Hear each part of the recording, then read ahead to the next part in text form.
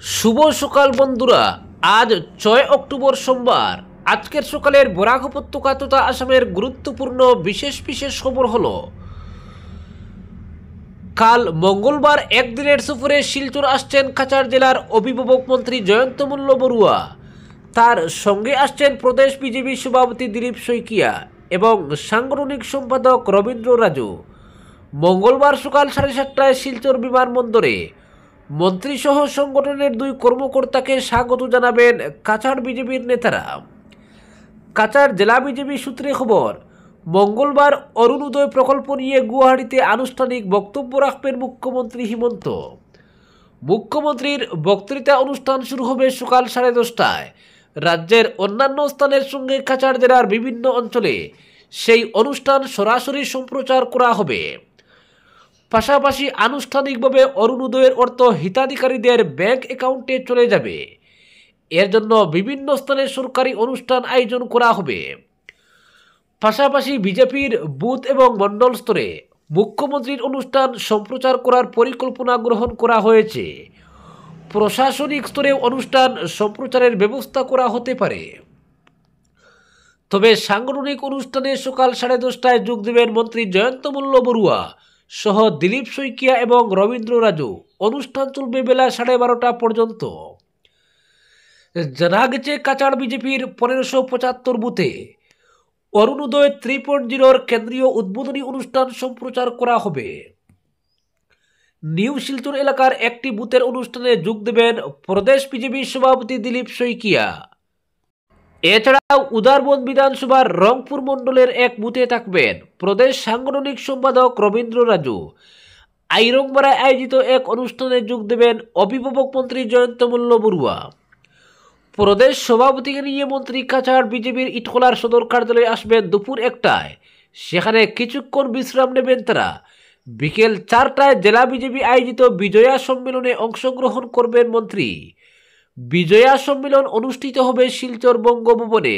সেখানে মন্ত্রী জয়ন্ত মল্ল বড়ুয়া ছাড়াও উপস্থিত থাকবেন মন্ত্রী কৌশিক রায়, সাংসদ পরিমল শুক্লবৈদ্য, সাংসদ কনাথপুর কায়স্থ সহ জেলা বিজেপির শীর্ষ নেতৃত্ব। বিজয়া সম্মেলনে বক্তৃতা অনুষ্ঠানের পাশাপাশি নৃত্য এবং সঙ্গীত পরিবেশন করা হবে। সাংসদ কনাথপুর কায়স্থ সঙ্গীত পরিবেশন করবেন বলে জানা গেছে। এছাড়াও বিজয়া সম্মেলনে গুচ্ছ কর্মসূচি রাখা হয়েছে। অনুষ্ঠানকে সফল করতে প্রত্যেকের উপস্থিতি এবং সহযোগিতা কামনা করছেন জেলা বিজেপি নেতৃত্ব। এদিকে বিজেপির এই কর্মসূচি ঘিরে জোর কদমে প্রস্তুতি চলছে। মন্ত্রীসহ প্রদেশ কমিটির নেতাদের স্বাগত জানাতে ব্যাপক তৎপরতা শুরু করেছে কাছাড় বিজেপি। কর্মসূচিগুলো চূড়ান্ত করা হয়েছে একাধিক সভার মাধ্যমে। একদিনের সফর শেষ করে বুধবার গুয়াহাটি ফিরে যাবেন দিলীপ শইকিয়া, রবীন্দ্র রাজু সহ মন্ত্রী জয়ন্ত মল্ল বড়ুয়া। অপরদিকে জুবিন গর্গের নামে বরাক সেতু গড়ে তুলুক সরকার, মুখ্যমন্ত্রীকে ডিমান্ড কমিটির আর্জি। আসামের হার্টথ্রব কিংবদন্তি শিল্পী জুবিন গর্গের নামে গণিগ্রাম রাজনগরের মধ্যে বরাক সেতু গড়ে তুলুক সরকার, এমন দাবি উত্থাপন করে মুখ্যমন্ত্রী ডক্টর হিমন্ত বিশ্ব শর্মার কাছে স্মারকপত্র প্রদান করল বরাক ব্রিজ ডিমান্ড কমিটি। বিষয়টা মুখ্যমন্ত্রীর কাছে তুলে ধরার প্রতিশ্রুতি দিয়েছেন উত্তর করিমগঞ্জের বিধায়ক কমলাক্ষ দে পুরকায়স্থ। দীর্ঘদিন থেকে গণিগ্রাম রাজনগরের মধ্যে বরাক সেতু নির্মাণের দাবি জানিয়ে আসছে Ganigram Rajnagar Barak bridge demand committee. দাবি আদায়ে দিল্লি দিশপুরে স্মারকলিপি প্রদান সহ স্থানীয় নেতা মন্ত্রী সাংসদদের দুয়ারে দুয়ারেও গিয়েছেন কমিটির কর্মকর্তারা। মন্ত্রী কৌশিক রায়, কৃষ্ণেন্দু পাল, সাংসদ পরিমল শুক্লবৈদ্য, কনাথপুর কায়স্থ সবার কাছ থেকে মিলেছে আশ্বাসও, কিন্তু তারপরও এখনও মিলেনি সেতু নির্মাণের সবুজ সংকেত। অবশ্য বসে নেই ডিমান্ড কমিটিও। রবিবার শান্তিপুরে বসেছিল ডিমান্ড কমিটির সভা, আর এই সভায় কিংবদন্তি শিল্পী জুবিন গর্গের নামে এই সেতুর নামকরণ করার প্রস্তাব গৃহীত হয়। ডিমান্ড কমিটির দাবি, কিংবদন্তি শিল্পী জুবিন গর্গের নামে গণিগ্রাম রাজনগরের মধ্যে বরাক সেতু গড়ে তুলুক সরকার। বৃহত্তর কাটিগুড়া এবং বড়খোলা এলাকার মানুষের দাবি অন্তত এমনটাই। প্রখ্যাত এই সঙ্গীত শিল্পীকে বরাক উপত্যকায় স্মরণীয় করে রাখতেই এমন সিদ্ধান্ত নিয়েছে ডিমান্ড কমিটি। এ নিয়ে মুখ্যমন্ত্রী ডক্টর হিমন্ত বিশ্ব শর্মার কাছে প্রেরণ করার জন্য স্মারকলিপিও প্রস্তুত করা হয়েছে। ডিমান্ড কমিটির সভাপতি ফরিদ উদ্দিন চৌধুরীর পৌরোহিত্যে অনুষ্ঠিত এদিনের সভায় উপস্থিত ছিলেন উত্তর করিমগঞ্জের বিধায়ক কমলাক্ষ দেব পুরকায়স্থ।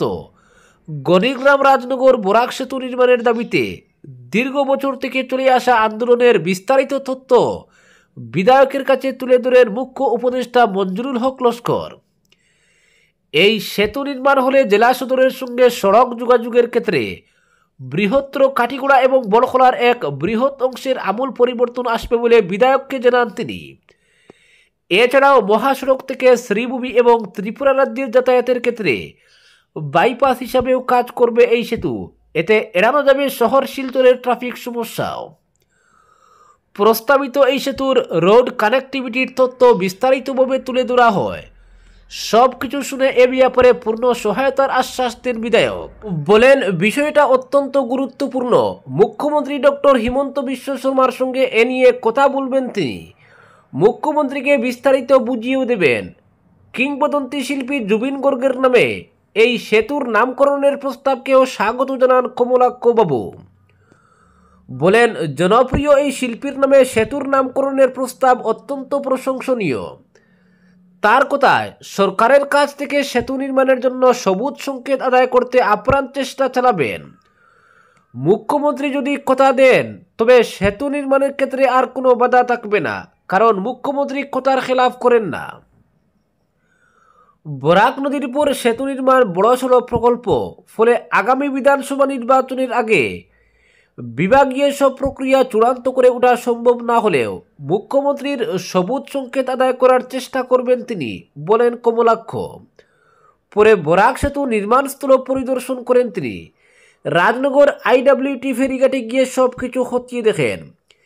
এদিনের সভা এবং স্থান পরিদর্শনের সময় অন্যান্যদের মধ্যে উপস্থিত ছিলেন ডিমান্ড কমিটির সাধারণ সম্পাদক হীরালাল মজুমদার, উপদেষ্টা কুঞ্জমণি সিনহা, মনমোহন নাথ, হায়দর হোসেন প্রমুখ।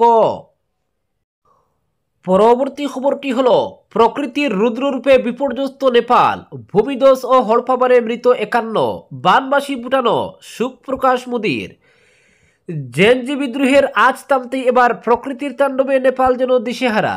লাগাতার প্রবল বর্ষণে ভূমিধস ও হড়পাবানে এখনও পর্যন্ত প্রাণ হারিয়েছেন 51 জন, আহত 13 জন, নিখোঁজ আরও 11। ভারত সীমান্তবর্তী পূর্ব ইরম জেলায় সবচেয়ে বেশি ক্ষয়ক্ষতি হয়েছে। সেখানে 28 জনের মৃত্যু হয়েছে, নিখোঁজ 9 জন। বিদ্যুৎ স্পৃষ্ট হয়ে প্রাণ হারিয়েছেন আরও 3 জন। শুক্রবার থেকে লাগাতার বৃষ্টিতে নদীগুলি বিপদসীমা ছাড়িয়ে গেছে, রাস্তাঘাট বন্ধ, পাহাড়ি অঞ্চলে ধস নেমেছে। রাজধানী কাঠমান্ডুর নদী তীরবর্তী অঞ্চল থেকে সরিয়ে দেওয়া হচ্ছে বাসিন্দাদের। কাঠমান্ডুর সঙ্গে দেশের অন্যান্য অংশের সড়ক যোগাযোগও কার্যত বিচ্ছিন্ন। উদয়পুর, রাউতাহাট, রাসুয়া ও কাঠমান্ডুতে মৃত্যুর খবর এসেছে। বজ্রপাতের জেরে আহত হয়েছেন খেটাং, ভোজপুর, রাউতাহাট ও মাকুয়ানপুর জেলার বাসিন্দারা। 75 জেলায় সড়ক দুর্ঘটনায় প্রাণ গেছে 6 জনের। পূর্ব নেপালে টানা বৃষ্টির কারণে রেড জোন ঘোষণা করা হয়েছে। সপ্তকুশি নদীর জলস্তর বিপজ্জনকভাবে বেড়ে যাওয়ায় কুশিবাদের 56টি গেট খুলে দেওয়া হয়েছে। সবচেয়ে ভয়াবহ পরিস্থিতি কুশি জেলায়। নদীর জল স্বাভাবিকের দ্বিগুণ হয়ে গেছে।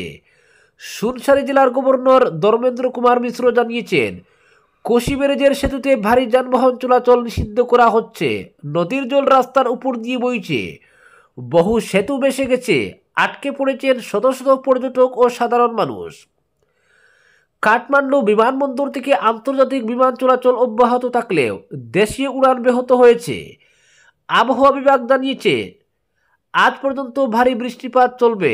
সড়ক পথ বন্ধ থাকায় উদ্ধার কাজে চরম অসুবিধা হচ্ছে। হেঁটে দুর্গম এলাকায় পৌঁছেছেন উদ্ধার কর্মীরা।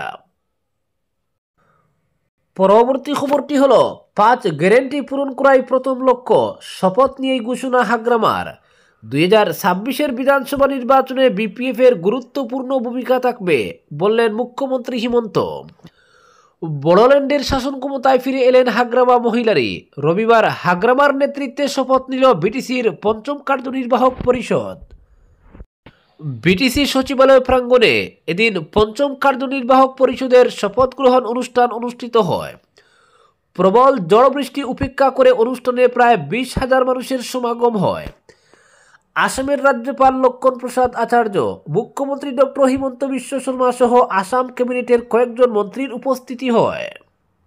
বিপিএফ সভাপতি হাগ্রামা মহিলারি চতুর্থবারের জন্য বিটিসির মুখ্য কার্যবাহী সদস্য হিসেবে শপথ নিয়েছেন। তিনি ইংরেজিতে শপথ বাক্য পাঠ করেন। বিটিসির উপমুখ্য কার্যবাহী হিসাবে রিহন দৈমারি বড় ভাষায় শপথ বাক্য পাঠ করেন। দুজনকে শপথ বাক্য পাঠ করান আসামের মুখ্য সচিব রবি কুটা।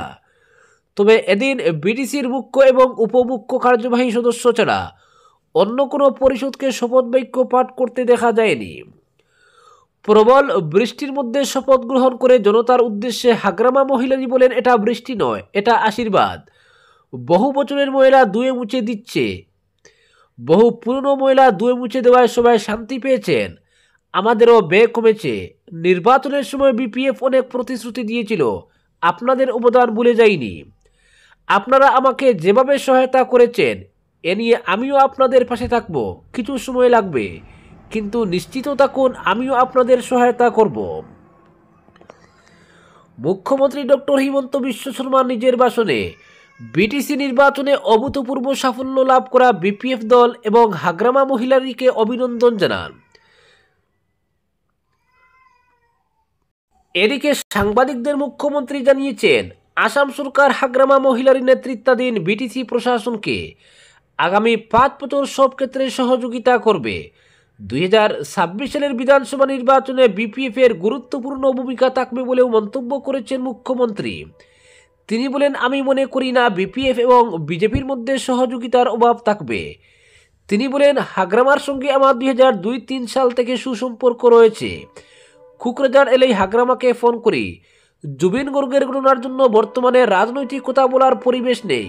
ইউপিপিএল এনডিএ থেকে বের হলে বিপিএফ এনডিএতে যোগ দেবে বলে হাগ্রামা যে মন্তব্য করেছেন, এ ব্যাপারে মুখ্যমন্ত্রী বলেন, এ নিয়ে এখনও আমি হাগ্রামার সঙ্গে কথা বলিনি।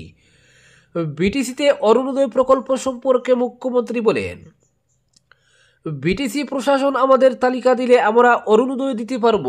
বিটিসিতে উচ্ছেদ এবং জমির পাট্টা দেওয়ার ব্যাপারে সিদ্ধান্ত এখন থেকে বিটিসি প্রশাসন নেবে। বিটিসির 16টি বিভাগও এখন দেখাশোনা করবে বিটিসি প্রশাসন। এদিকে এনডিএর সঙ্গে মিত্রতার প্রসঙ্গে হাগ্রামা মহিলারি বলেন, বিটিসির উন্নয়নের স্বার্থে যে কোনো কাজ করতে হবে। তিনি জানান, বিপিএফ এর মূল কাজ হবে ভূমিহীনদের জমির পাট্টা প্রদান। আজকের বিশেষ সংবাদ এখানেই সমাপ্ত।